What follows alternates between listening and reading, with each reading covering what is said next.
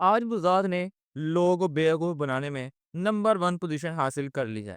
ख़ास तौर पर जो उस्मान के चाहने वाले थे, उस्मानी सीरीज़ के फ़ैन थे, उनको बेवकूफ़ बनाने में तो उसने कोई भी हद छोड़ी ही नहीं। सारी हदें आज पार कर चुका है बुज़दार आज के एपिसोड के अंदर।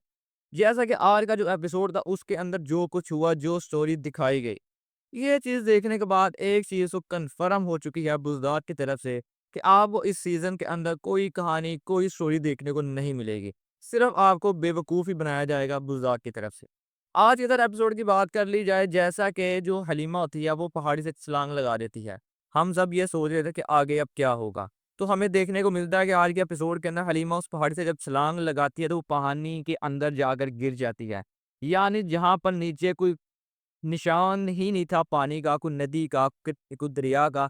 लेकिन एपिसोड के अंदर हमें देखने को मिलता है वो किनारे यानी नदी के अंदर पड़ी हुई है। चलो मान लिया नीचे नदी भी थी, लेकिन इतनी ऊँचाई से गिरने के बाद कोई भी इंसान अगर पानी के अंदर भी गिरे, उसे कोई चोट, कोई कुछ तो होता ही होता है। लेकिन यहाँ पर हलीमा को कोई चोट, कुछ भी नहीं होता। हत्ता कि वो खुद अपने पैरों पर चलकर वहाँ से दोबारा भाग जाती है कि मैं उस्मान और बाला का सामना नहीं कर सकती।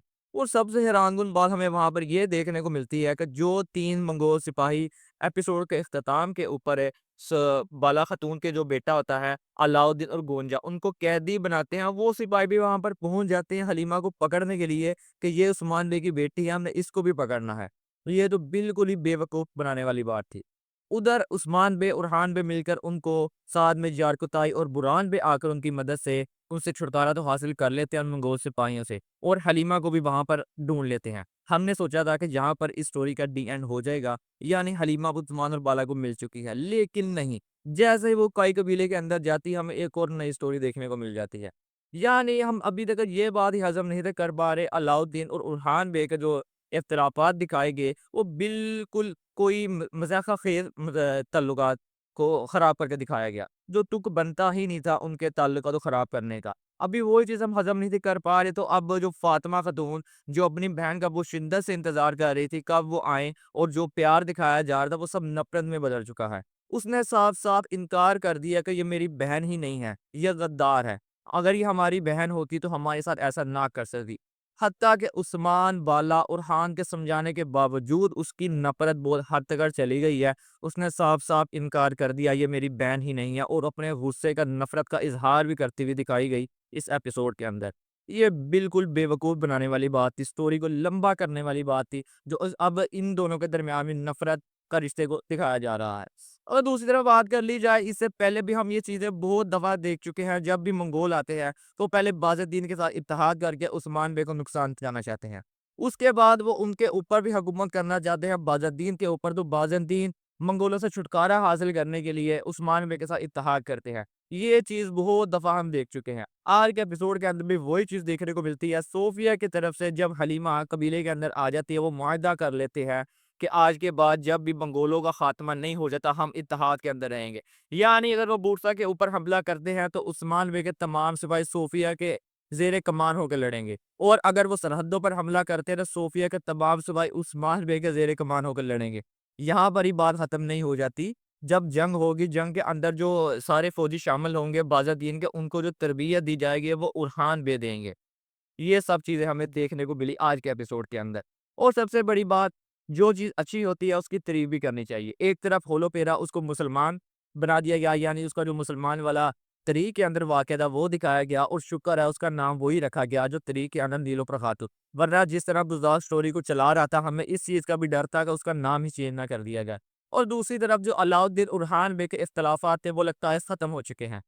बुरहान बे ने उस्मान बे से बात कर दी कि मुझे अपनी गलती का एहसास हो चुका है कि मुझे ये सब नहीं ऐसा करना चाहिए। और अब वो जारकुताई बे के साथ मिलकर अलाउद्दीन बे को वापस लाने गए हैं काई कबीले के अंदर। लेकिन जैसा कि अलाउद्दीन और गुंजा पहले ही मंगोलों के हाथों कैदी बना लिए गए थे, लेकिन वो वहाँ से बचकर जाने में कामयाब हो जाते हैं, वहाँ से फरार भी हो जाते हैं, लेकिन वो दोबारा मंगोलों के हाथों कैदी बना लिए गए हैं, जैसा कि एपिसोड के इख्तिताम के अंदर हमें चीज़ देखने को मिलती है।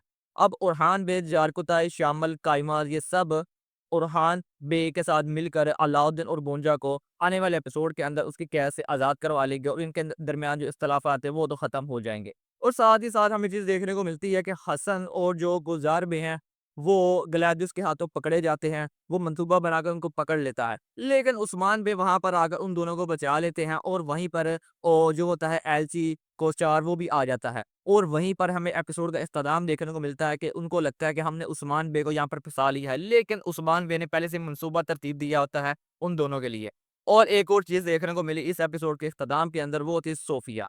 जी हाँ, देखा पिछले एपिसोड के अंदर जब हलीमा उस पहाड़ी से कूद जाती है, सब इसी कश्मकश के अंदर से कि क्या हलीमा मर चुकी है। अब पूरा हफ्ता उसी के ऊपर बहस चलती रही सोशल मीडिया के ऊपर। और अब यही चीज़ हमें सेम सोफिया के साथ देखने को मिलती है। जहाँ पर बेगम खातून सोफिया के साथ जो होती है, हलीमा उसको अगवा करने की कोशिश करती है। वहाँ पर जो मंगोलों के सिपाही होते हैं, वो चाकू फेंकते हैं हलीमा की तरफ, लेकिन सोफिया हलीमा को बचाने के लिए खुद अपने आप को आगे कर लेती है और चाकू उसको लग जाता है।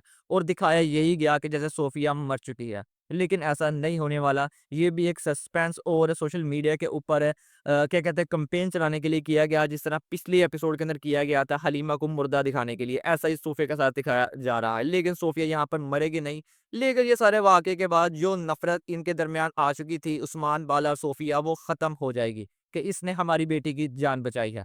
आज के एपिसोड के अंदर ये कुछ था। इसलिए मैंने बोला था पहले ही वीडियो के स्टार्ट के अंदर कि बुज़ाग ने जितने भी यानी काम थे बेवकूफ़ बनाने के लिए हम सबको, वो सारी हदें पार कर दी हैं आज के एपिसोड के अंदर।